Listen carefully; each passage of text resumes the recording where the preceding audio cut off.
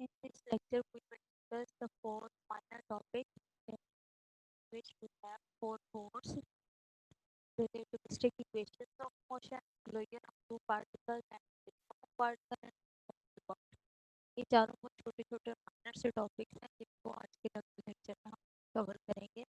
सबसे पहले देखते हैं कि फोर मोड्स जो है इसके relatives करते हैं कि ये क्या चीज़ है या इसको कैसे डिफाइन करते हैं। इससे पहले फोर मोड्स से पहले हम इसके ग्रेडियंट्स को पढ़ लेते हैं। उसमें सबसे पहले हम फोर वेक्टर्स को देखते हैं। जब मैंने आपके साथ एक स्लाइड शेयर की इसमें इस पर्सन ने सबसे पहले आपको बताया कि वेक्टर और स्केलर में क्या फ़र्क है, वेक्टर्स की जो थ्री डायमेंशन वेक्टर की डॉट प्रोडक्ट क्रॉस प्रोडक्ट कैसे दी जाती है और वो किस तरह से जो फ्रेम ऑफ रेफरेंसेस में मूव करते हैं। अब इसी चीज़ को लेके चलते हुए फर्दर फिर उसने डिस्क्राइब किया था फोर स्पेस को, जो कि मिन्कॉस की स्पेस का नाम वो दे रहा था। जैसे यहाँ पे ये वाली स्पेस मिन्कॉस की स्पेस और four the set of four variables A2 A3 and A4 measured in an inertial frame S. अगर इसको इनर्शियल फ्रेम एस में लेते हैं तो ये वाली स्पेस जो है इसको मिन्कॉस की स्पेस कहते हैं और ये जो वेक्टर्स हमारे पास होते हैं वो फोर वेक्टर्स का नाम दिया जाता है जो कि स्पेसिफिक हमारे पास है। कुछ शेयर कर सेटिस्फाई कर रहे हैं कुछ प्रॉपर्टीज। जैसे हमारे पास ये four four four vector four force is a force vector consider as a realistic generalisation of classical three vector four to the four dimensional space time. जब हम फोर डायमेंशनल स्पेस टाइम की बात करते हैं तो वहाँ पे जो वेक्टर्स अगर होते हैं उनको हम क्या कहते हैं, फोर वेक्टर्स। और फोर वेक्टर से मिलके जो फोर्सेस बनती हैं उनको हम क्या कहते हैं, फोर फोर्स बोलते हैं। ठीक है, फोर वेक्टर्स के बारे में जो है हम डिस्कस कर चुके हैं। अब फोर फोर्स के बारे में इसको देखते हैं। लेकिन फोर फोर्स के बारे में देखने के लिए हमें जो है फोर वेक्टर फोर एक्सेलरेशन को एक दफ़ा दोबारा से देखना पड़ेगा। हम फोर वेक्टर पढ़ा हुआ है इन सेंस ऑफ मिन्कॉस की स्पेस, लेकिन फोर वेक्टर्स की डेवलपमेंट कैसे होती है वो जो है लॉरेंट्ज वेक्टर और स्पीड ऑफ लाइट की फॉर्म में उसको कैसे लिखा जा सकता है। तो उसके लिए देखते हैं कि फोर वेक्टर हमारा टाइटल है। इस फोर वेक्टर में बताया गया है sorry four velocity the four velocity of a particle is defined by. Velocity की बात करें फोर वेक्टर से मिलकर जो वेलोसिटी बन रही थी वो वेलोसिटी कैसे होती है, यू फॉर्म होती है जो किसी पार्टिकल का टाल के रिस्पेक्ट से रेट ऑफ चेंज को जाहिर कर रही है। अब ये हम इसको जो है चेन रूल की मदद से dx/dt टा लिख सकते हैं और इसको फर्दर हम किस तरह से लिख सकते हैं, gamma u into C U. अब यही हमारे पास ये जो चीज़ है फोर वेक्टर्स को डिनोट करती है। इसकी मल्टीप्लिकेशन हमें फोर वेक्टर देगी। यहाँ पे हमारे पास क्या है, स्पीड ऑफ लाइट है। ये यू हमारे पास क्या है, एक नॉर्मलाइज्ड वेक्टर है जो कि इनवर्ट लाइन पे टेंजेंट है और किसी पार्टिकल की वेलोसिटी को यूज कर रहा है। गैमा हमें पता है कि ये हमारा लॉरेंट्ज वेक्टर है और सी स्पीड ऑफ लाइट और ये जो यू है ये वेलोसिटी यू का कंपोनेंट है। ठीक है, ये कैपिटल यू वेलोसिटी है और ये स्मॉल यू का एक कंपोनेंट है। Using the differential of the four position, the magnitude of four velocity can be obtained.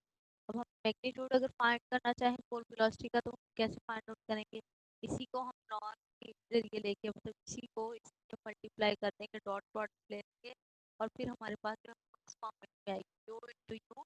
पहले हम जो है वो dx/deta और dx/deta को टू टाइम्स आपस में मल्टीप्लाई करेंगे। ये मल्टीप्लिकेशन हमें सी स्क्वायर देती है। ये ऑलरेडी ड्राइव्ड रिजल्ट है कि स्पीड ऑफ लाइट के स्केयर की इक्वल आता है यू, यानी कि वेलोसिटी का जब हम मैग्नीट्यूड लेते हैं तो वो सी स्केयर की इक्वल आता है। और फिर हमें ये रिजल्ट मिल जाता है, एक फिक्स्ड कांस्टेंट मिल जाता है कि जब हम फोर वेलोसिटी का मैग्नीट्यूड ले रहे हैं तो क्या आ रहा है, C square. The norm is also written as U norm square is equal to this gamma U square into C. C constant है इसलिए सी पे स्केयर आ जाएगा, जबकि ये यू क्या है, ये एक वेक्टर है। तो इसको जब हम डॉट प्रोडक्ट लेंगे तो यू डॉट की फॉर्म में लिखेंगे और जब भी हम नॉर्म लेते हैं सेंटर में हमारे पास माइनस का साइन आता है, इसलिए ये वाला साइन माइनस का। तो मतलब कि हम इस फॉर्मेट से भी ले सकते हैं। अब यहाँ पे हमें पता है नॉर्म की जो वैल्यू फाइंड आउट किया है सी स्क्वायर, तो हमारे पास एक रिजल्ट मिलेगा C square is equal to gamma square square minus D dot, ये which reduces to the definition of the Lorentz spectrum. से हम यहाँ से लॉरेंट स्पेक्ट्रम की डेफिनेशन फाइंड आउट कर सकते हैं। इस ब्रैकेट को सी स्क्वायर से डिवाइड करेंगे और दोनों तरफ स्क्वायर लेंगे तो हमारे पास लॉरेंट स्पेक्ट्रम आ जाएगा। The four velocity unit of four velocity is are meter per second in system international, and one is the geometrized unit system या system international unit या इस unit system की बात कर रहे हैं। For velocity, four velocity is a contravariant vector, contravariant variant invariant वो होता है जो चेंज ना हो, वेरिएंट वो होता है जो चेंज होते हैं, कंट्रावेरिएंट इनवेरिएंट के सेंस में है कि हमारे पास ऐसा होता है जो चेंज नहीं किया जा सकता या किसी और वेक्टर से रिप्लेस किया जा सकता। अगर हमने फोर वेलोसिटी से फोर एक्सेलरेशन फाइंड आउट करना हो तब क्या करेंगे, इस वेलोसिटी का डेरिवेटिव लेंगे तो हमें एक्सेलरेशन मिलेगी डी बाई डीटा, हमने इसका डेरिवेटिव लिया तो हमें फोर फोर एक्सेलरेशन मिलेगी। वो कैसे हम मिलेंगे कि हमें गैमा ये गैमा जो लॉरेंट वेक्टर है ये डिपेंड कर रहा है वेलोसिटी पे। जब हम डेरिवेटिव अप्लाई करेंगे यू वेक्टर का तो इसका मतलब गैमा यू लेना है, तो यू जो है इस पे डिपेंड कर रहा है गैमा पे, इसलिए हम अकेला यू नहीं लिख सकते, हमने gamma is a function of D लिखना है। तो gamma is a function of D, D gamma is a function of by D T, इससे भी मल्टीप्लाई हो जाएगा। और इसी तरह जब इससे D gamma U by D T इसके साथ आएगा तो एक दफा गैमा यू का जो है वो डेरिवेटिव आएगा और सेकंड टाइम इस यू का डेरिवेटिव, डेरिवेटिव बाय पार्ट्स या प्रोडक्ट रूल कह सकते हैं आप इसमें इस्तेमाल करेंगे। तो प्रोडक्ट रूल में फर्स्ट टाइम क्या है D gamma U by D T into this U as it is, फिर second time gamma U as it is, इस यू का जब हमने डेरिवेटिव लिया तो D U by D T जो है वेलोसिटी का डेरिवेटिव एक्सेलरेशन के कंपोनेंट के इक्वल होता है, तो यहाँ पे ए लिख लेंगे। फिर ए क्या है, एक्सेलरेशन है, कोऑर्डिनेट थ्री डायमेंशनल एक्सेलरेशन है, since the magnitude of you the constant, जैसे हमने यहाँ से फाइंड आउट किया कि यू का जो मैग्नीट्यूड है हमारे पास कांस्टेंट वैल्यू है, यहाँ पे भी यही कहा जा रहा है कि उसका मैग्नीट्यूड जो है वो कांस्टेंट है, तो four acceleration is orthogonal to the four velocity. यही वजह है कि जो एक्सेलरेशन है फोर पे परपेंडिकुलर होती है, और इसी वजह से जो मिन्कॉस्की की inner product of the four vector और फोर एक्सेलरेशन इज, यही वजह है हमने पढ़ा हुआ है कि कोई भी हमारे पास है डॉट प्रोडक्ट वो दो वेक्टर्स एक दूसरे पे ऑर्थोगोनल होंगे। तो यहाँ पे भी यही बात है कि क्योंकि four acceleration four velocity orthogonal होता है, इस वजह से फोर वेलोसिटी जो हम इनर प्रोडक्ट स्पेस कहते हैं, कॉस्की इनर प्रोडक्ट स्पेस वो और फोर एक्सेलरेशन है, जब उसका डॉट प्रोडक्ट लेंगे तो वो फिर जैसे ये देखिए ये ए एक्सेलरेशन है और यहाँ पे क्या है वेलोसिटी, फोर एक्सेलरेशन है, ये फोर वेलोसिटी है। जब हम इसका डॉट प्रोडक्ट लेते हैं तो ये बात तमाम के तमाम एक बातों के वर्ड लाइन पे टू हम सिर्फ ये नहीं कहेंगे कि कौन में ये डिस्टेंस करती है, बल्कि ये सात वर्ड लाइन पे एग्जिस्ट करेगी। The geometric meaning of four acceleration is the curvature vector of the word line in Cauchy space. Cauchy space में जब हम curvature vector ड्रा करते हैं तो उस curvature vector को एक्चुअल नाम फोर acceleration का नाम देते हैं, क्योंकि हमारी Cauchy space फोर वेक्टर से मिलकर बनती है और उन्हीं फोर वेक्टर का जब हम डेरिवेटिव लेते हैं तो फोर acceleration जाती है, वो डेरिवेटिव भी एक्चुअल में curvature होता है। ये हमारे पास तो एक तो वेलोसिटी फोर, हमने फोर वेलोसिटी पढ़ ली, फोर एक्सेलरेशन, फिर फोर मोमेंटम देखिए।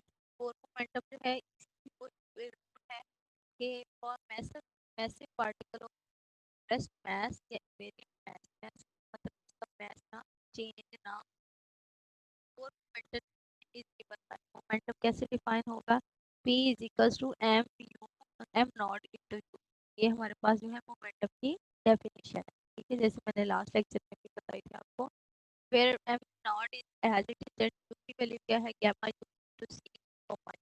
अब जब हम इसको मल्टीप्लाई करेंगे साइड तो हमारे पास ये और कॉमा पी जो है ये हमारे पास ये ऑर्डर पे देगा। कैसे? क्योंकि जब हमने एम नॉट गामा को सी से मल्टीप्लाई किया तो हमारे पास वो इक्वल आएगा वैल्यू जो कि टोटल एनर्जी है। और इसी तरह हमारे पास मोमेंटम में मल्टीप्लाई करेंगे एम नॉट गामा को के साथ मल्टीप्लाई करेंगे तो वो हमारे रिलेटिविस्टिक लास्ट लेक्चर को देखा था रिलेटिविस्टिक मोमेंट। इसी तरह जब हमने मैग्नीट्यूड फाइंड आउट करना है अगर फोर मोमेंटम का तो क्या करेंगे उसको इससे मल्टीप्लाई करेंगे या डॉट प्रोडक्ट लेंगे तो वो हमारे पास वैल्यू आ जाएगी। लेकिन हमें ये भी पता है कि जब हम लेते हैं बाय डेफिनेशन तो हमारे पास आता है स्क्वायर माइनस बी डॉट, और इन दोनों इक्वेशंस को अगर हम कंबाइन करें तो हमारे पास वैल्यू आएगी A square equals to C square B dot T plus M naught C square upper whole square. ये जो ये वाला रिजल्ट है ये हमारे पास क्या है last mechanics essential in quantum mechanics and quantum physics with all application the particle physics। particle physics जो है उसकी हर एंगल पे ये बात पूरी करती है। quantum physics बहुत important है mechanics में, mechanics में particle physics बहुत।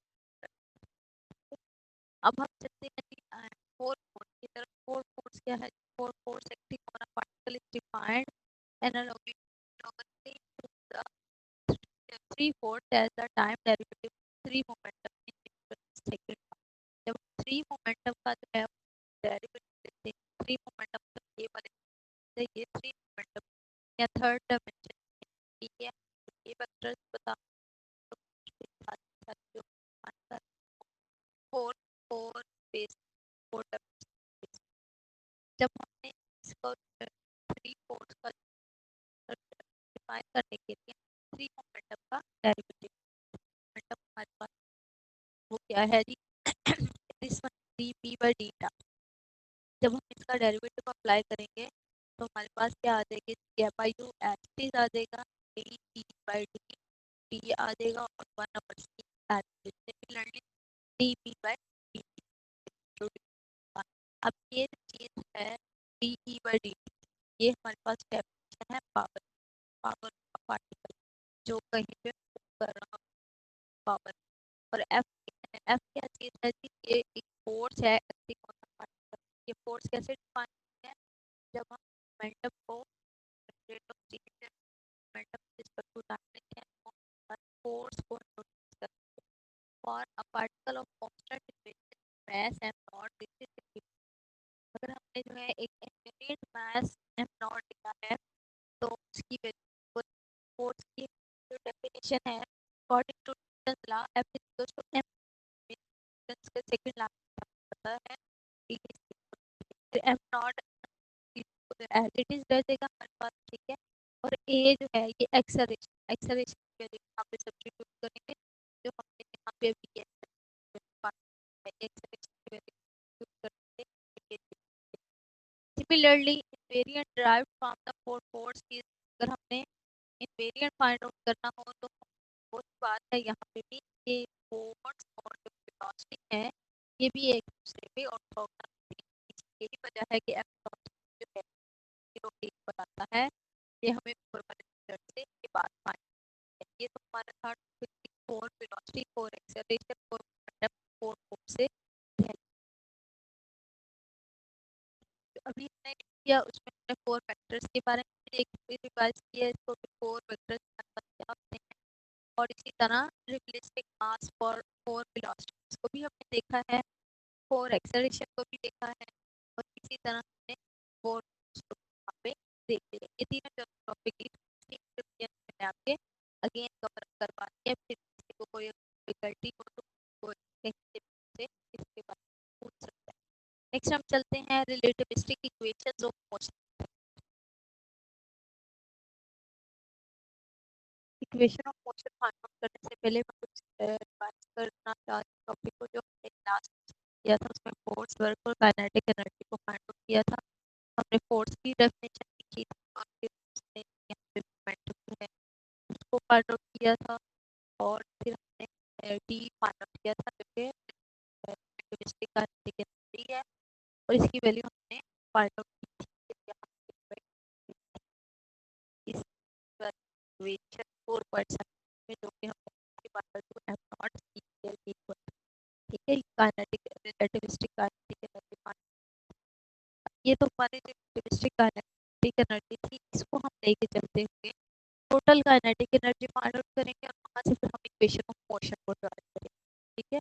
Total relativistic energy find out करने के लिए क्या करेंगे, ये जो हमारी काइनेटिक एनर्जी है उसकी M naught C square plus कर देंगे। जब ये प्लस करेंगे तो हमें M naught C square divided by 1 minus U square over C square मिलेगा। ये क्वांटिटी ई जो है इसको हम total relativistic energy of particle of rest mass M naught जो रेस्ट मास उसकी टोटल एनर्जी का नाम है। It is well good to define such a thing, but apart from the weakness of the expression, is there any real need to introduce such a quantity? और ये वाली जो questioning उसने यहाँ पे किया ना, लाइंस को आप ऐड करेंगे ये आप क्वेश्चनिंग है ऑथर ने लिखी, लेकिन या in order to see the value of defining the total relativistic energy, we need to consider the transformation of momentum between different inertial frame S and S dash। अब यहाँ पे इसको आप चेंज कर सकते हैं इसी लाइन को कि हम जब टोटल रिलेटिविस्टिक फाइंड आउट करनी है क्या करना है, डिफरेंस हमें पता होना चाहिए कि transformation of momentum inertial frame S और एस डैश के दरमियान दोनों frames में क्या डिफरेंस आता है। हमें पता है कि पी एक्स जो हमारे पास है, ये पी हमारे पास क्या है, ये कंपोनेंट है किसी एनर्जी का, टोटल रिलेटिविस्टिक कंपोनेंट किया, तो हमारे पास M naught C square divided by 1 minus U square over C square equal. अब यहाँ पे यू क्या है, U is the velocity component या वेलोसिटी का वेक्टर एक है, उसमें अगर हमारे पास है तो इसकी नॉर्म अगर हम ले रहे हैं तो किसकी इक्वल होगा, एक्स का स्क्वायर कंपोनेंट का स्क्वायर, और तो ये हमारे पास the velocity of the particle relative to the frame of reference S, उसके वो वेलोसिटी है जो relevant to frame of S है। In term of velocity u dash this particle relate to the frame of S dash and we can write, अगर यही इसको change कर दें कि वेलोसिटी अगर हम S dash frame of reference के ध्यान से देखें तो ये टोटली चेंज हो जाएगी हमारे पास, और हमारे पास कंपोनेंट इस फॉर्मेट में आ जाएंगे, ये यू एक्स यू वाई और ये गैमा फैक्टर की वो ट्रांसफॉर्मेशन जो हमने नॉर्मल की उसी की मदद से ये फाइंड ये और क्या इसको ड्राइव किया एज बिफोर, यहाँ पे लिखा गया है। और after lot of static previous algebra it is possible to show that, तो अगर हम जो है ये कैलकुलेशंस करना चाहें आपस में कैलकुलेशन करें या इस चीज़ को इसके इक्वल रख के देखें, तो ये हमारे अगर मैं ये लेफ्ट राइट हैंड साइड को अपनी को सॉल्व करूँ तो ये मेरी लेफ्ट हैंड साइड की इक्वल आती है कुछ कैलकुलेशन के बाद। सो डैट यूजिंग 4.82 ये वाली इक्वेशन जब हम लेंगे 82 83 एंड 84 कोई फाइंड दैट की सारी इक्वेशन जो हमने ux uy component find out किए हैं और ये गैमा फैक्टर जो हमने फाइंड किया और ये वाला कंपोनेंट फाइंड किया, जब पुट करके इस वाले पार्ट में इस केस में तो ये हमारे पास px जो है वो इस फॉर्म में आ जाएगा m not x dash plus x हमारे पास आ जाएगा x वाला कंपोनेंट। इसी तरह हमारे पास जो वैल्यू है वो चेंज हो जाएगी डिनोमिनेटर के ऊपर इसके इस चीज़ के इक्वल, और ये हमारे M naught as it is रहेगा। फिर हम फर्दर इसको लिख सकते हैं डीकम्पोज अगर हम इसको करना चाहें am not into you x dash और डिनोमिनेटर हमारे पास ये, इसका अगर आप एलसीएम लो तो हमें अगेन की वैल्यू मिल जाती है, ठीक है, विच कैन राइट एज, और इसको इस फॉर्मेट में भी लिख सकते हैं। इस फॉर्मेट में लिखने का मतलब ये है कि ये हमारी जो डेफिनेशन है ये किसकी डेफिनेशन है, पी की डेफिनेशन जो कि कंपोनेंट है इस टोटल एनर्जी का, ये हमने डिफाइन किया ये ठीक है। ये एक्स के लिए है, इट्स मीन यहाँ पे क्या आएगा, एक्स आएगा, एक्स कंपोनेंट। अगर हम डैश है तो इसका मतलब हम डैश कंपोनेंट की बात करें तो यहाँ पे यू डैश और यहाँ पे यू डैश होने की वजह से ये पी एक्स डैश की डेफिनेशन बनती है। Similarly P X as it is रहेगा और ये हमारे पास जो है ये total energy of P dash और सी स्क्वायर वाला, तो ये चीज़ यहाँ पे वैल्यू कर, we see appearing that the total energy E dash is of the particular as measured in S dash। यहाँ पे ये इस result में क्या शो हो रहा है, ये टोटल एनर्जी जो है एस डैश फ्रेम में है, मतलब ये बात कर टोटल किस फ्रेम में है, एस डैश में, क्योंकि हमारे पास ये जो कंपोनेंट है मोमेंटम का वो भी एस डैश फ्रेम में है और टोटल एनर्जी जो है वो भी एस डैश फ्रेम में जाहिर, इसका मतलब ये हमारे पास सारी वैल्यूज जाके एस डैश फ्रेम को रेफर करेंगे। A similar calculation for P1 and P3 can be done, कि हमारे पास कोई चेंज नहीं हो रहा जब हम जो है एस और एस डैश रेफरेंस की बात करते हैं, तो हमने देखा था कि हमारा एक्स कंपोनेंट है वो ट्रांसफॉर्म होता है जबकि Y component and component as it is. इसी तरह जो है एनर्जी ई फाइंड आउट कर सकते हैं कि energy equal to F naught C square over one minus U square over C square, ये हमारी एक्चुअल वैल्यू है। अगर हम इसको मल्टीप्लाई करते हैं ट्रांसफॉर्मेशन करते हुए इस चीज़ के साथ, ये मतलब अगर आप इसको मल्टीप्लाई करके देखें अगेन हमारे पास ये वैल्यू आ जाएगी, तो ये वाली इस चीज़ के इक्वल ही है। सिमिलरली अगर हम यहाँ से इसका एलसीएम ले लें, एलसीएम लेने के बाद हमें अगेन यही वाला सेकंड स्टेप मिल जाता है, ये भी हमारी इक्वलिटी में आ रही है। तो इस वाली इक्वेशन को हम इस तरह से लिख सकते हैं, gamma this term is E dash और ये हमारी टर्म जो है वो पी एक्स डैश की टर्म है, पी एक्स जो है ये एज इट इज साथ में।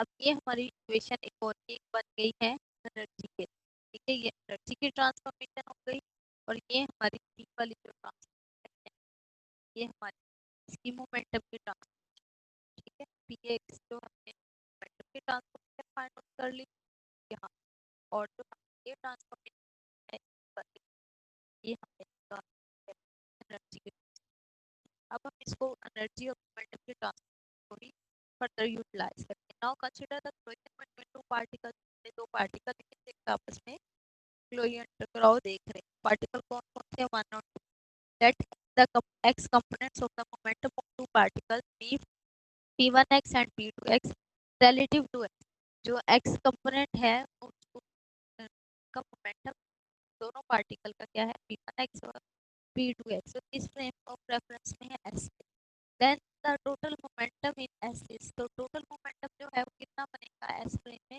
दोनों पार्टिकल का जो मोमेंटम है, ये बात हमको पहले भी पता है law of conservation of momentum के, जो मोमेंटम इनिशियल टकराव से पहले रहेगा, टकराव के बाद नहीं मोमेंटम रहेगा, where px is by conservation of relativistic momentum, px क्या है, ये रिलेटिविस्टिक मोमेंटम को शो कर रहा है, आ कांस्टेंट और इसकी वैल्यू डेफिनेटली कांस्टेंट आएगी क्योंकि px stays the same before and after an equation between the particles, क्यों ये दोनों वैल्यू जो है सेम रहती होती है क्लोजन और आफ्टर क्लोजन।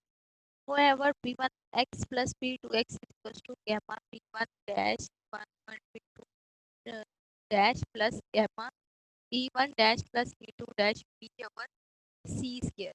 अब ये वाली हमारी वैल्यू जो है ये हम लेंगे हैं किससे, ये 4.85 जो हमने वैल्यू ली इसके according, p x dash plus p x c dash over सी स्क्वायर, पी की p1 की वैल्यू भी हमने ये ली, यहाँ पे 1 लिया है, फिर 2 की वैल्यू ये वहाँ पे पी एक्स में जो है 2 आ रहा है, उसमें से फिर हमने कॉमन ले रही है p1x डैश और p2x डैश जो है वो इसमें से गैमा कॉमन निकाल लिया, इसी तरह p1 डैश और p2 डैश में से ये चीज कॉमन निकाली क्योंकि ये वैल्यूज प्लस हो गई, ठीक है। अब ये p1x डैश और p2x डैश जो है ये x कंपोनेंट ही है और किसके मोमेंटम के, कौन कौन से पार्टिकल के, फर्स्ट और सेकंड पार्टिकल के, और इसी तरह ये e1 डैश और e2 डैश जो है एनर्जीज हैं पार्टिकल 1 और 2 की, लेकिन इस फ्रेम ऑफ रेफरेंस में है अब ये s dash frame of reference, मतलब हमने इस फ्रेम ऑफ रेफरेंस एस से एस डैश में मोमेंटम के वैल्यू को जो है दोनों के क्लोजन के बाद ट्रांसफॉर्म करते हैं। तो जब टकराव हुआ तो फॉर एग्जाम्पल कि आपके पास देखिए एक चीज है, ये पहले एस फ्रेम में थी तो की वैल्यूज ये थी मोमेंटम इनका ये। जब हम ये टकराव हो गया और ये फिर हमारे पास एक और frame of reference S dash में चली गए, तो वहाँ पे की वैल्यू है उसके अकॉर्डिंग ट्रीट होगी, इसलिए हम इसको ट्रांसफॉर्म करके एस से एस डैश में।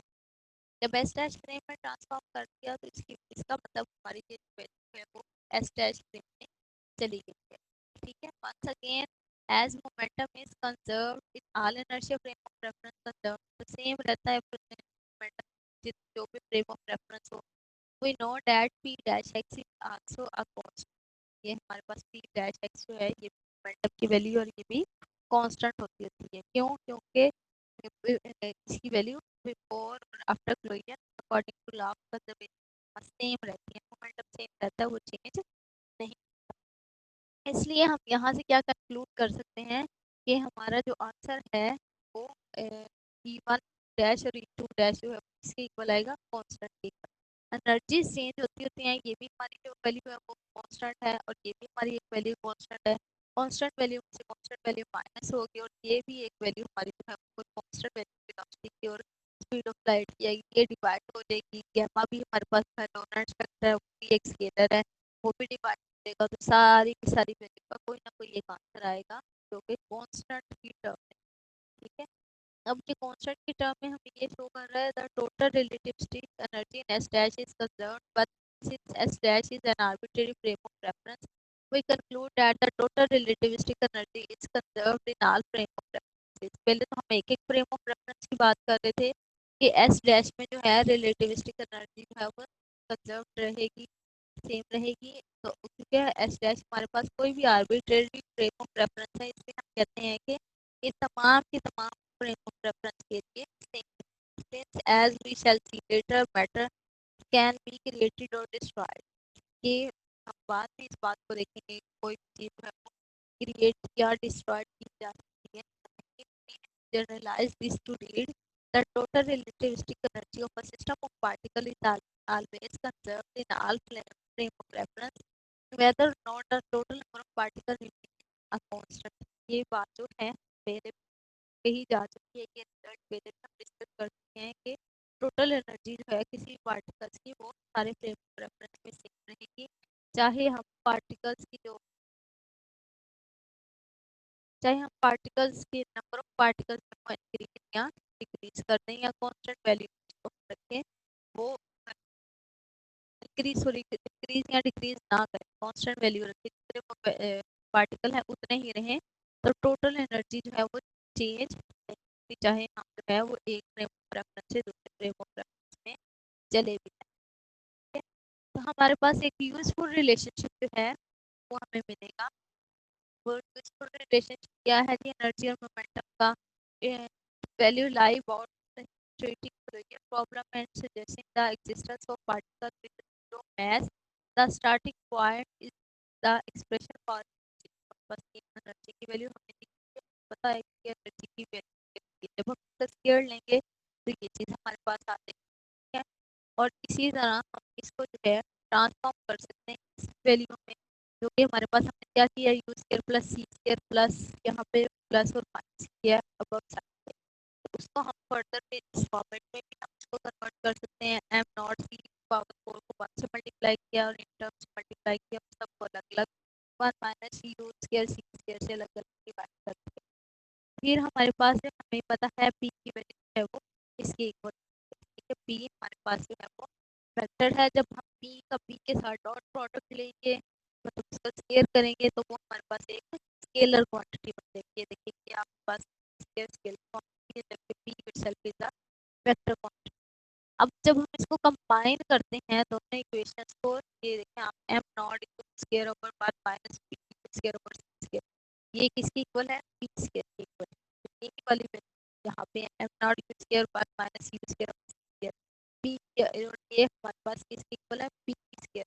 तो बस ये वैल्यू हम क्या करेंगे? सब्स्टिट्यूट कर देंगे इन दिस इक्वेशन। कर देंगे। सब्स्टिट्यूट करने के बाद हमारे पास रिजल्ट जो आएगा वो T square is equal to P square C square plus M square into C power 4। ये जो हमारे पास है इसको हम जो है मास एनर्जी इक्विवेलेंस रिलेशनशिप भी बोलते हैं या famous result of special theory of relativity बोलते हैं, या हम इसको जो है equation relativistic equation of motion भी बोलते हैं कि जो भी मोशन होगी इसी के अकॉर्डिंगली होगी। इस इक्वेशन में हमारे पास मास रेस्ट मास भी है, स्पीड ऑफ लाइट भी है, हमारे पास मोमेंटम भी है, एनर्जी भी है, और चेंजेस जो है अकॉर्डिंगली फोर्स एक्सेलरेशन में मिल जाएगी। और ये सारी वैल्यू जो है वो वेलोसिटीज पे डिपेंड कर रही हैं। इस वजह से सारा का सारा रिजल्ट जो है वेलोसिटी पे speed of light and velocity पे डिपेंड कर रहा होगा। और ये इक्वेशन हमारी जो है एनर्जी इक्वेशन कहलाएगी।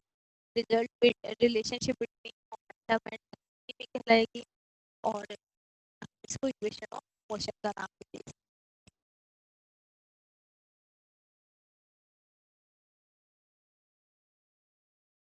यहाँ पे तो मैं वो अभी रिलेटिविस्टिक इक्वेशन ऑफ मोशन को देख चुके हैं। अब हम collision of two particles and system of particles के बारे में देखेंगे, जो कि हमें रेफरेंस नंबर 3 जो है उसमें सेक्शन 5.8 की तरफ जाएंगे, वहाँ पे हम देखेंगे। और चलिए इसको देखते हैं।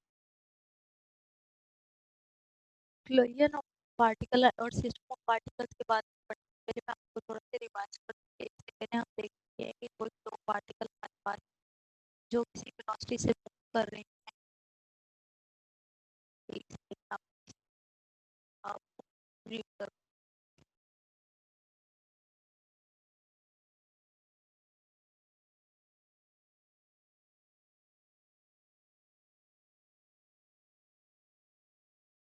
Yes,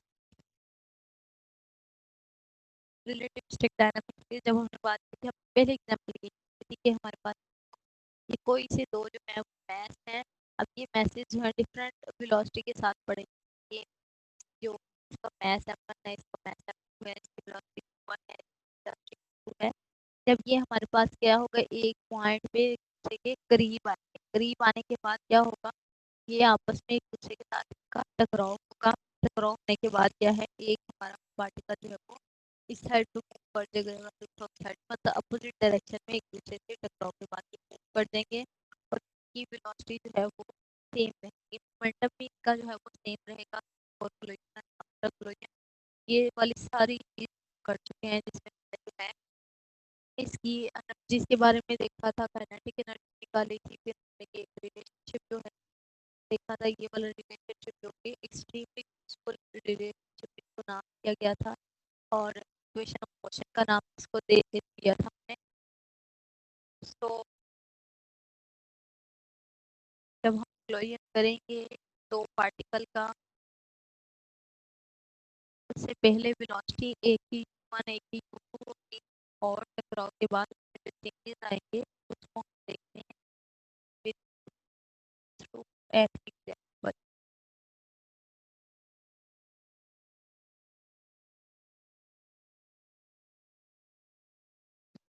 consider the reaction. Reaction हमारे पास है P plus P plus P plus N plus pi plus in which N coming proton. ये हमारी P प्रोटॉन को डिनोट कर, इसका मास दिया हुआ है of total energy EP with the target proton at rest. एक प्रोटॉन है वो मूव करता आ रहा है और दूसरा हमारा रेस्ट पोजीशन में है।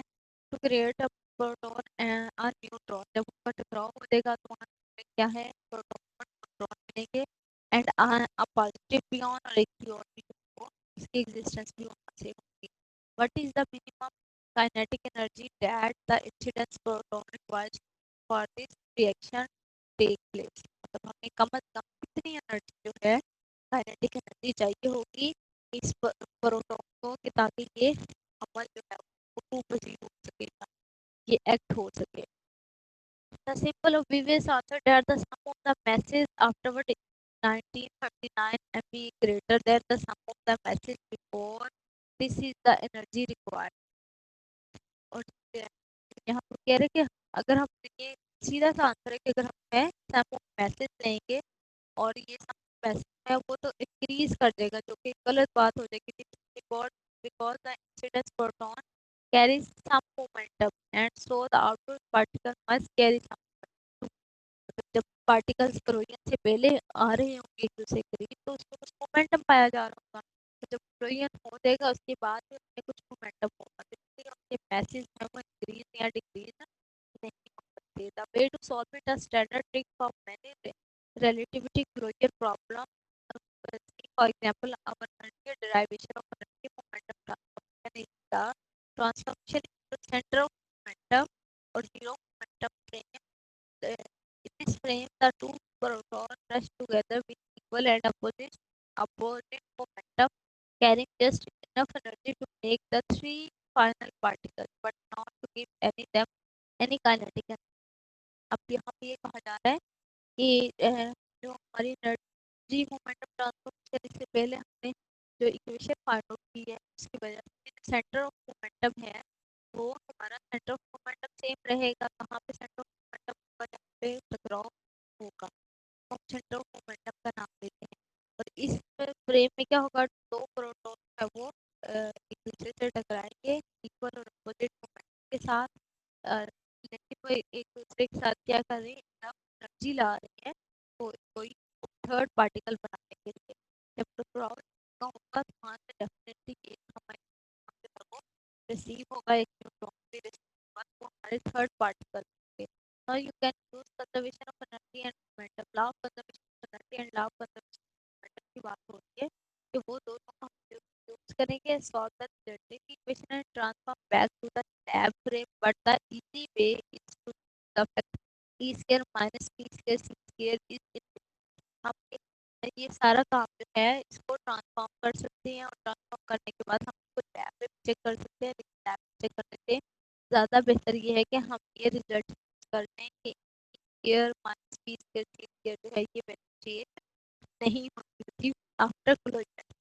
बात पहले भी पढ़ी थोड़ी पहले कि क्लोजर के बाद अगर ये चीज़ हमारी सेम रहती है तो इसका मतलब हमारा वो सारी प्रॉपर्टीज को क्लोजर जो है फुलफिल कर रहा है.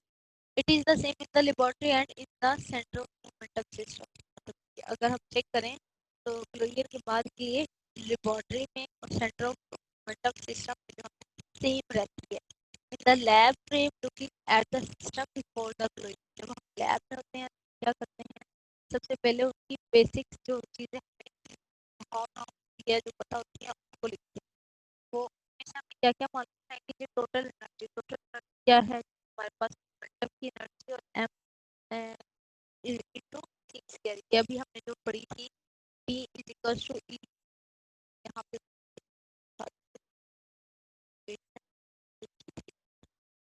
टोटल काइनेटिक एनर्जी की बात हो रही है.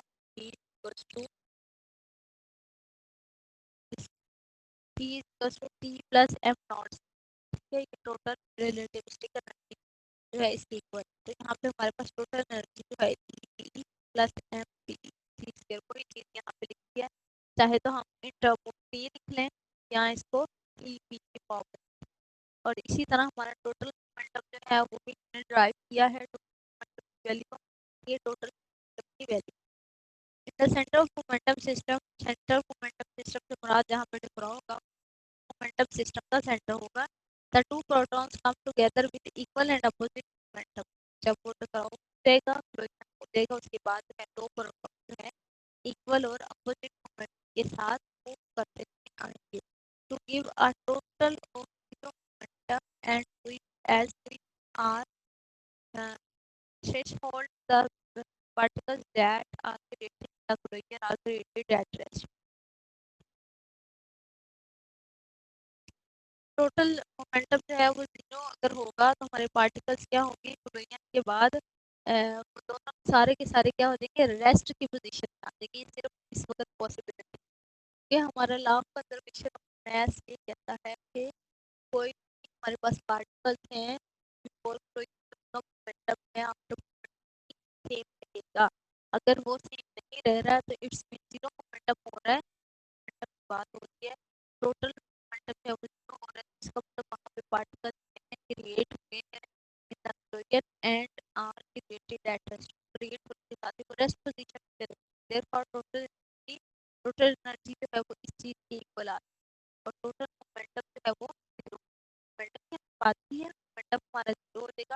whereas energy is equal to distance ये increase होने की इस value बना दे. Now we simply equate E square minus P square C square to इसको हम क्या है करेंगे टू फ्रेम जो रेफरेंस में इसको जो है वो कंपेयर करेंगे, इक्वेट करेंगे, कंपेयर करेंगे, वैल्यू सब्स्टिट्यूट की वैल्यू हमारे पास थी start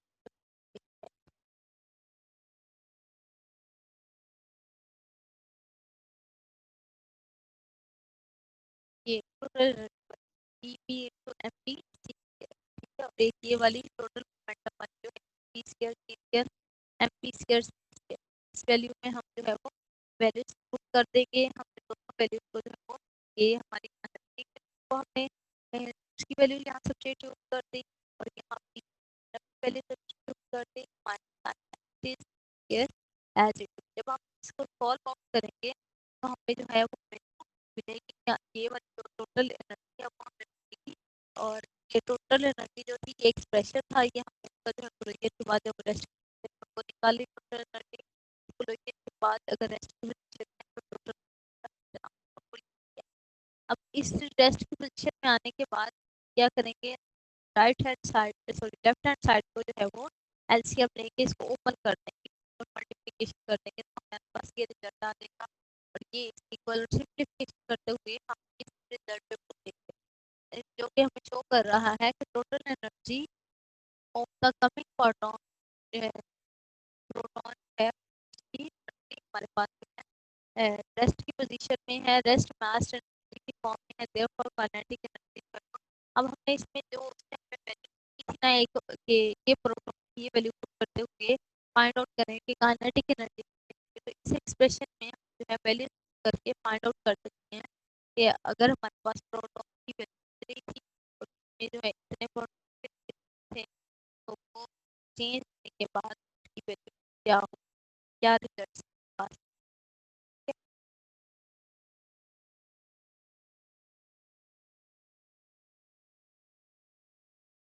Our last topic of today lecture is motion in laboratory and center of mass frame of reference. जो frame of references centre of मास रखते हैं वो कौन से होते हैं और लेबोरेटरी में की क्या एस्पेक्ट्स है, क्या रिलेशन चेक करेंगे.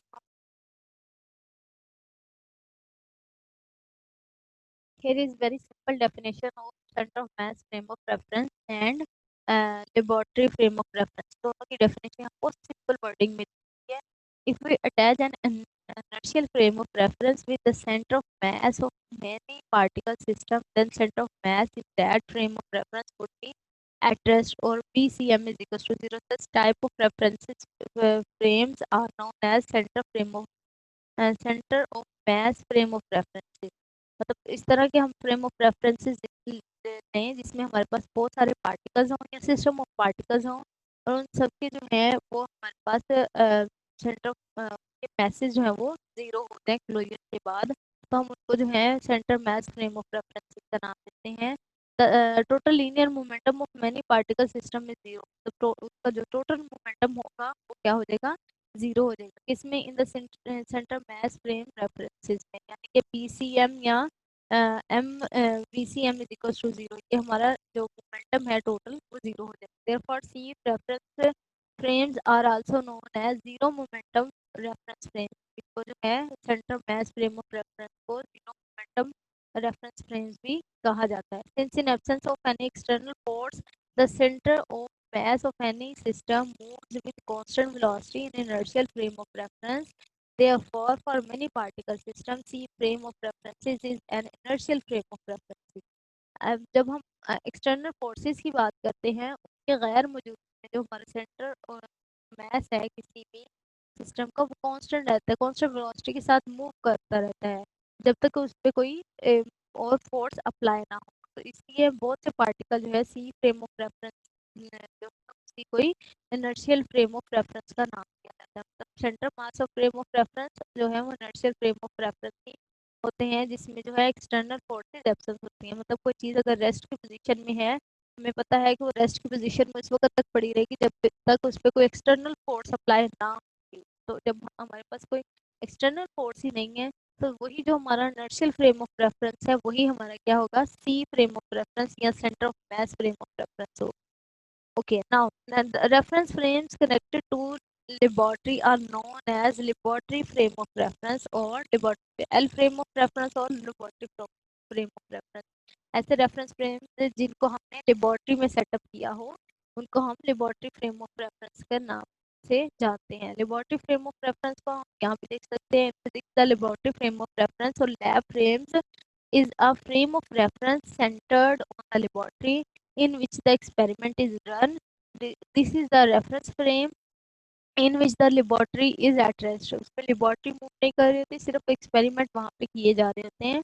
Also this is usually the frame of reference in which measurements are made। ये ऐसे फ्रेम ऑफ रेफरेंस होता है जिसमें measurements की जा रही, since they are presumed to made by laboratory instruments। laboratory instruments measurement भी हम इसको कह सकते हैं। An example of instruments in lab frame would be particle detectors। जितने भी particles हैं, प्रोटॉन, न्यूट्रॉन, ये जितने भी हमारे पास पार्टिकल्स हैं ये सारे के सारे लैब्स में डिटेक्ट हुए, इसलिए इन इंस्ट्रूमेंट्स को हम जो है ये भी कह सकते हैं कि ये लैब फ्रेम ऑफ रेफरेंस से जो है वो डिटेक्ट हुए हैं।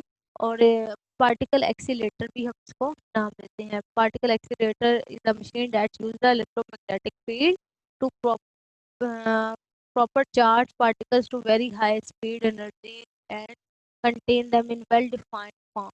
तो जब हम जो काम हम एक्सेलरेटर कर रहे हैं पार्टिकल्स को, जब हम एक्सेलरेशन ला रहे हैं तो वहाँ पे क्लोजन होगा और क्लोजन से हम पार्टिकल्स डिटेक्ट होंगे। वो डेफिनेटली ये सारा का सारा प्रोसेस जो है वो किसी ना किसी लैब में हो रहा होगा। तो इसलिए उन जो पार्टिकल्स ऐसे इंट्रोड्यूस होते हैं उनको हम कहते हैं कि ये इनर्शियल फ्रेम ऑफ रेफरेंस में नहीं, ये लैब फ्रेम ऑफ रेफरेंस में इंट्रोड्यूस।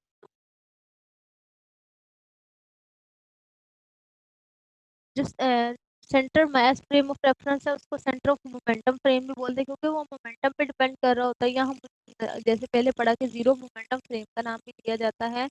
और ये हमारा सिस्टम जो होता है यूनिक होता है। Inertial frame in which the total momentum system है, ऐसा इनर्शियल फ्रेम जिसमें सारा जो है हमारा मोमेंटम है वो खत्म हो जाए या जीरो हो जाए, तो हम उसको क्या बोलेंगे, सेंटर ऑफ मोमेंटम या zero momentum frame of reference बोलेंगे। अब ये जीरो फ्रेम ऑफ रेफरेंस जो है ये हमारे पास जो है सेंटर ऑफ मास भी नाम दिया जाता है इसको, और इसको हम COM फ्रेम बोलते हैं। सेंटर ऑफ मोमेंटम फ्रेम है, COM का नाम भी देते हैं। जनरल इसकी जो है वो ड्राइवेशन देख लेते हैं। The centre of momentum frame is defined as the inertial frame in which the sum of linear momentum of are particle equal to 0। Let S denote the laboratory reference system and S dash denote the center of momentum reference frame। In the Galilean transformation, the particle velocity in S dash is, हमने Galilean transformation ली और उसमें से हमने एक particle लिया जो कि v velocity से मूव कर रहा है। S डैश फ्रेम में है तो S डैश डैश भी उस पे आ जाएगा। अब VC हमारे पास क्या है, ये चीज हम इसको VC का नाम दे रहे हैं, जो कि mv mass into velocity की फॉर्म में समीशन, मतलब जितने पार्टिकल्स उसको मूव कर रहे हैं mass और velocity की फॉर्म में मोमेंटम डेवलप कर रहे हैं वो यहाँ पे लिया है। ठीक है, और m पे डिवाइड इसलिए कर रहे हैं क्योंकि ये centre of mass frame of reference हम उसको बोलते हैं। Mass and momentum frame of reference इसलिए बोला जाता है कि ये हमारे पास समीशन ऑफ मोमेंटम है और ये summation of mass, sum of mass है। तो ये दोनों मिलके हमें जो है वो centre of mass frame of reference या momentum mass frame of reference देते हैं। Is the velocity of mass centre, ये हमारे पास क्या है, वेलोसिटी किसकी है, मास सेंटर की वेलोसिटी की होती है। The total momentum in the centre of momentum system then vanish. अब हम प्रूव करेंगे कि वो सिस्टम में जो टोटल मोमेंटम है वो वैनिश हो जाता है। कैसे, हमने जो है वो टोटल मोमेंटम लिया, किस फ्रेम में हम बात कर रहे हैं, एस डैश फ्रेम में, तो हम यहाँ पे क्या लेंगे, पी डैश। पी डैश हमें मोमेंटम की डेफिनेशन पता है, P is equal to M V होता है। एम हमारे पास मैस है, वी वेलोसिटी है, वी वेलोसिटी होने की वजह से इस पर डैश आ जाएगा। अब वी की जो हमारे पास डेफिनेशन है ग्रेडियंट ट्रांसफॉर्मेशन के अकॉर्डिंग ये है वी आई माइनस वी सी। अब यहाँ वी सी जो है, जब समीशन जो हम समीशन एम आई ओपन करेंगे तो ये फर्स्ट वैल्यू के साथ मल्टीप्लाई होकर summation M I V I separate हो जाएगा और सेकंड वैल्यू के साथ ये मल्टीप्लाई होके सेपरेट हो जाएगा समीशन एम आई वी सी। और यहाँ हमने क्या किया, वी सी की वैल्यू ये जो है ये सब्स्टिट्यूट कर दी। अब इसमें देखेंगे हमारी जो है ये कैंसल आउट हो गई और बाकी हमारे पास रह गया आई एम आई वी आई समीकरण और जे एम आई वी जे समीकरण। तो हमारे पास ये दोनों सम ही रह गए हैं। ये भी एक मोमेंटम की टर्म है, ये भी एक मोमेंटम की टर्म है। टोटल मोमेंटम हमारे पास ये डिनोट कर रहा है और ये भी टोटल मोमेंटम पार्टिकल का डिनोट कर रहा है और सेंटर में माइनस साइन होने की वजह से वो जीरो हो जाएगा। तो इसीलिए उसने कहा कि हमारा जो है वो टोटल मोमेंटम जीरो हो जाएगा centre momentum frame of reference. Also, the total energy of the system is the minimal energy as seen from the inertial frame of reference. इस सूरत हाल में centre momentum frame of reference में जो energy total energy होगी वो क्या होगी, minimum energy हुआ करेगी। स्पेशल थ्योरी ऑफ रिलेटिविटी में क्या है, तो उसको कैसे हम इसको देख सकते हैं। In relativity the centre centre mass और momentum frame of reference exist for isolated massive system. This is the consequence of Noether's theorem. The sequence frame the total energy of the system is the rest energy. यहाँ पे total energy की बात कर रहे हैं वो हमारे पास relative special relativity में rest energy और remaining energy होगी वो हुआ करेगी। And this quantity ये quantity when divided by the factor c2 where c is the speed of light gives the rest mass। और हमें क्या लेना है वो डिपेंड किस पे कर रही होगी ये एनर्जी, हमारी रेस्ट मास पे डिपेंड करती है। रेस्ट मास की हमें डेफिनेशन पता है, M not is equal to E nought over C square. C is the speed of light, E is the rest energy, M not is the rest mass. The invariant mass of system is given in any inertial frame by the relativistic invariant relation. ने ये भी पढ़ा है कि हमारा relation relativistic जो है वो इनवेरिएंट रहता है इस सिस्टम में। तो हम इसमें देख M nought square is equal to A E over C square minus P over C square. ये चीज़ हमारी जो है वो इनवेरिएंट रहने की वजह से हमने ये किया। But the zero momentum the momentum term P by C square vanishes and thus the total energy coincide with the rest energy। जब हमारा जो है वो मोमेंटम टर्म, ये जो मोमेंटम टर्म है ये क्या हो जाएगी, वैनिश हो जाएगी और इसीलिए हमारी जो टोटल एनर्जी है वो रेस्ट एनर्जी के इक्वल आ जाएगी। Systems that have non-zero energy but zero rest mass do not have center mass frames because there is no frame in which they have zero net momentum due to the invariance of speed of light। क्योंकि speed of light जो है वो change नहीं होती, इस वजह से उनके मोमेंटम जो है इन फ्रेम ऑफ रेफरेंस के वो नेट मोमेंटम जो है वो जीरो नहीं होते हैं फ्रेम ऑफ रेफरेंस में। massless system must travel at the speed of light। जो ऐसी चीज जो जिसका मैस ना हो, जैसे हम खला में जाते हैं तो हमारा मैस जीरो हो जाता है तो हम जो है स्पीड ऑफ लाइट के इक्वल जो है वो ट्रैवल कर सकते हैं और यहाँ वो खला में हम मूव कर रहे होते हैं इन एनी फ्रेम, किसी भी फ्रेम में, and always possesses the net momentum. और हमेशा उसमें जो है टोटल मोमेंटम जो है उसकी मदद से वो मूव कर रहा होगा। Its energy is for each reference frame equal to the magnitude momentum multiplied by the speed of light. तो इस तरह के जो मैसलेस सिस्टम है उनकी जो है एनर्जी इस तरह से फाइंड आउट की जाती है, E is equal to P C के मदद से। Energy is equal to momentum multiply by speed of light से हम इसको मेजर करते हैं। ये आपका जो टॉपिक है ये भी कवर अप हो चुका है जिसमें हमने पढ़ा है centre momentum mass frame of reference या zero momentum frame of reference और फ्रेम ऑफ रेफरेंस के बारे में भी हमने इसमें देख लिया है। मोशन इन लेबोरेटरी और centre mass frame of references, ये हमने जो है वो देखे। इसमें सबसे पहले जो मैंने आपको डेफिनेशन सिंपल वर्डिंग में दिखाई थी वो उसकी यहाँ पे ये देखिए ये दी हुई है, लिंक शेयर किया हुआ है। फिर मैंने एक जो सेकंड डेफिनेशन ली थी जिसमें लेबोरेटरी फ्रेम ऑफ रेफरेंस की बात की थी उसका लिंक भी यहाँ पे मौजूद है। और जब हमने रिलेटिविटी में देखा कि centre mass frame of reference है कैसे जनरल थ्योरी और रिलेटिविटी में क्या होता है उसका भी ये आपके पास शेयर है। आज के इस लेक्चर में हमने अपने टॉपिक कवर किए हैं फोर फोर्स, जिसमें हमने फोर वेलोसिटी, फोर एक्सेलरेशन भी और फोर मोमेंटम को भी देखा। और रिलेटिविस्टिक इक्वेशन ऑफ मोशन हमने देखी जिसमें हमने जो है ई स्केयर एनर्जी वाली जो हमने डायमेंशन की थी टोटल एनर्जी वाले फॉर्म से, उसको लेके चलते हुए वहां से हमने relativistic equation of motion find out की।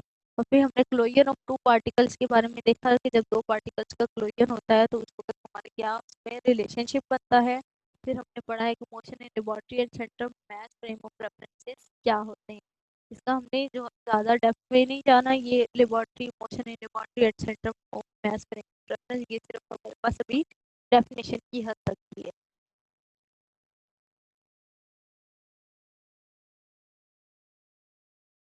इंशाल्लाह next one will be your last lecture, जिसमें हम डिस्कस करेंगे the Doppler effect and abbreviation of light.